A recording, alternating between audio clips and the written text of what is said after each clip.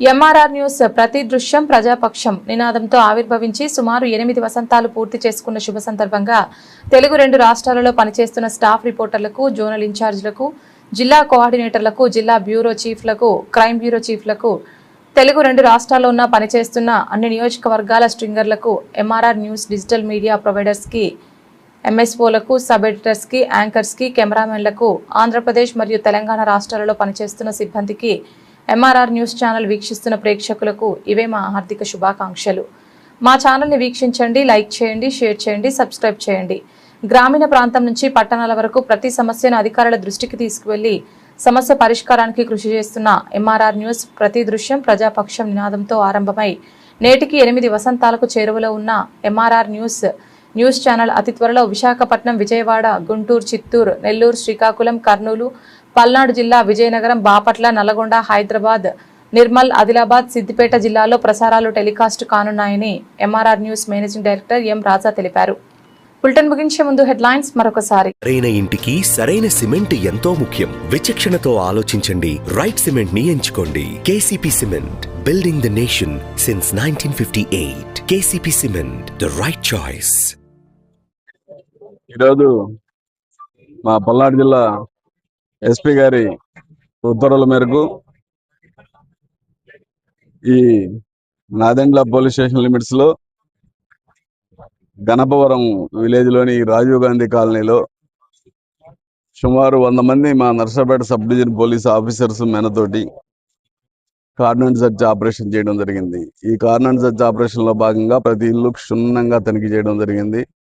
ముఖ్యంగా గంజాయి కోసం, ఇల్లీగల్ యాక్టివిటీస్ ఏమైనా ఉన్నాయా, ఇల్లీగల్ వెపన్స్ ఏమన్నా పెట్టున్నారా ఇళ్లలో అనే దానికోసం చూస్తే ఎక్కడ ఏం దొరకలేదు. కానీ ఒక 24 రికార్డ్లెస్, పూర్తిగా రికార్డ్లెస్ 2 వీలర్ వెహికల్స్, ఒక ఆటో దొరికింది. వాటిని వెరిఫై చేస్తాము. దాని రికార్డ్స్ ఏదైనా ప్రొడ్యూస్ చేస్తే బండి ఇవ్వడం జరిగింది. రికార్డ్స్ కనుక ఇవ్వలేకపోతే ఆ బండి దొంగ బండిగా పరిగణించి కోర్టుకు పెట్టడం జరుగుతుంది. ముఖ్యంగా ఈ ఆపరేషన్ ఎందుకు చేస్తున్నామంటే ఈ రాజీవ్ గాంధీ కాలనీలో కొన్ని అసాంఘిక కార్యక్రమాలు జరుగుతూ ఉన్నాయి. రీసెంట్ గా మా రూరల్ సర్కిల్ ఇన్స్పెక్టర్ గారి ఆధ్వర్యంలో సుమారు 25 మందిని గంజాయి అమ్మే వాళ్ళని, గంజాయి తాగే వాళ్ళని దాదాపు 40 మంది వరకు అరెస్ట్ చేయడం జరిగింది. వాళ్ళలో తాగే వాళ్ళని కౌన్సిలింగ్ ఇచ్చి ఎక్కడ తీసుకుంటున్నారు సోర్స్ చూస్తే మెయిన్ సోర్స్ ఈ కాలనీ నుంచే ఉంది. ఆ వ్యక్తి ఇప్పుడు లేడు ఇంట్లో. ఇల్లు అది సరి చేస్తే గంజాయి అయితే ఏం దొరకలేదు. ఇంకొక ఇల్లు కూడా ఉంది ఇక్కడ.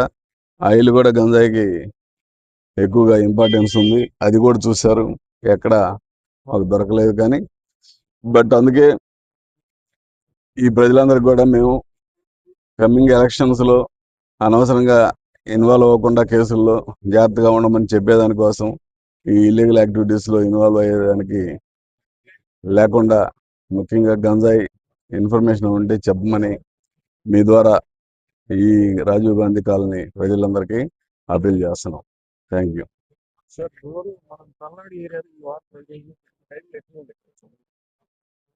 అది సీజనల్ అండి, జరుగుతూ ఉంటాయి.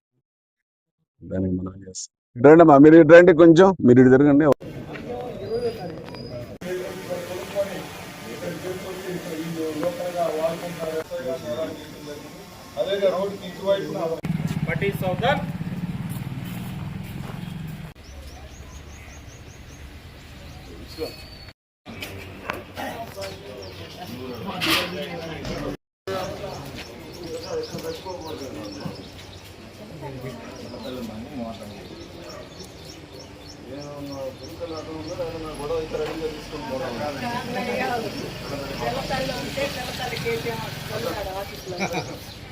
చిన్నకు కళ్ళుందని ఏదో పెద్దలు చెబుతారు చూడు.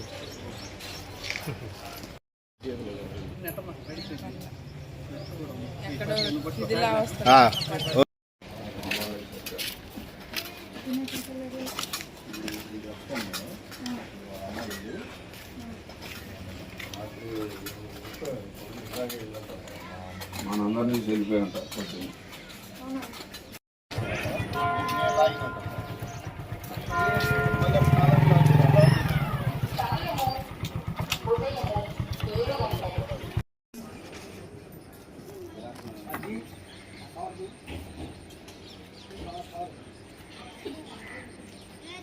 అదే కింద